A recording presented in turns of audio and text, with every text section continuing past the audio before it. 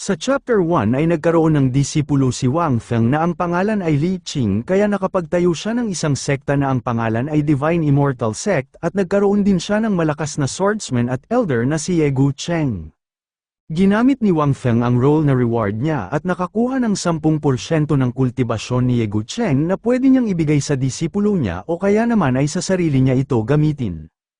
Ngunit bago niya ito ilagay sa sarili ay inalam muna niya kung ano ang mga realms ng kultibasyon na mayroon sa Xianlan Continent at pagkatapos ay inilagay na niya ang 10% ng kultibasyon ni Ye Gucheng sa kanyang katawan. Bigla namang may malakas na enerhiya ang nanggagaling sa katawan ni Wang Feng na nagpatalsik pa nga kay Li Qing. Namangha si Wang Feng sa lakas na yun ngunit sinabi din niya na hindi pa niya makontrol ang ganoong enerhiya. Tuwang-tuwa si Li Qing dahil sa wakas nakita niya ang enerhiya ng kanyang sect master na si Wang Feng at nasira pa nga nito ang damit na suot-suot. Sinabi naman ni Wang Feng kay Li Qing na lalakas din si Li Qing tulad niya sa maikling panahon lang. Hindi naman lubos maisip ni Li Qing kung totoo ang sinasabi ni Wang Feng dahil napakahirap ng pinagdadaanan ng isang cultivator para maging malakas tulad ni Wang Feng. Sinabi pa ni Wang Feng kay Li Qing na hindi matatawag na immortal sect ang sect na itinayo niya kung walang ganoong kakayahan para magpalakas. Lumuhad at yumuko naman si Li Qing kay Wang Feng at sinabi na isa itong biyaya ng kanyang mga ancestor dahil naging disipulo si Li Qing ng Divine Immortal Sect at nangako na pagbubutihin niya ang pagsasanay at walang sasayangin na oras. Ilang sandali pa ay pinakiramdaman ni Wang Feng ang kapaligiran na kahit ang patak ng tubig ay naririnig niya. Ang malakas na hangin na nagpapagalaw sa bulaklak at ang mga pagaspas ng ibon sa himpapawid ay naririnig at nalalaman ni Wang Feng.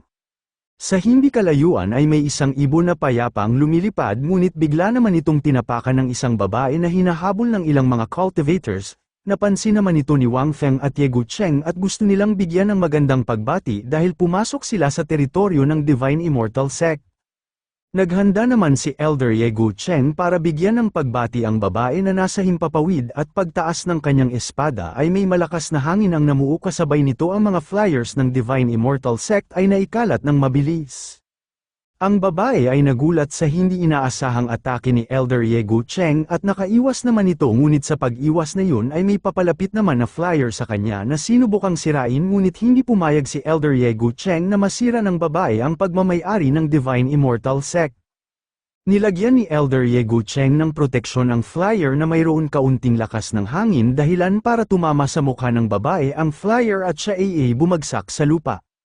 Tinignan naman ni Li Qing ang nahulog na babae at makikita na ang flyer ay nasa mukha pa rin at hindi pa rin nawawala ang inilagay na enerhiya ni Elder Ye Gucheng. Galit naman ang babae na naghahanap kung sino ang nagkalat doon na tumama sa kanyang mukha.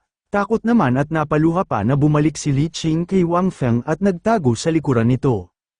Ipinaliwanag naman ni Wang Feng sa babae na hindi ito mga kalat kung hindi mga flyer ng kanyang Divine Immortal Sect at nagpakilala na rin siya bilang leader nito. Bigla naman nakatanggap ng mensahe si Wang Feng sa system na nakatagpo siya ng isang matalinong tao at nabigyan siya ng panibagong pagsubok na may reward na 10 summon at 10 roll reward.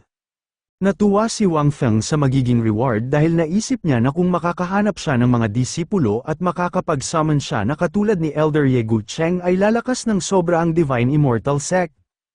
Kaya sinubukan ni Wang Feng na hikayating ang babae na sumali sa kanyang Divine Immortal Sect ngunit kung ano ang sinabi niya kay Li Qing noon ay sinsabi din niya sa babae kaya napatingin si Li Qing kay Wang Feng.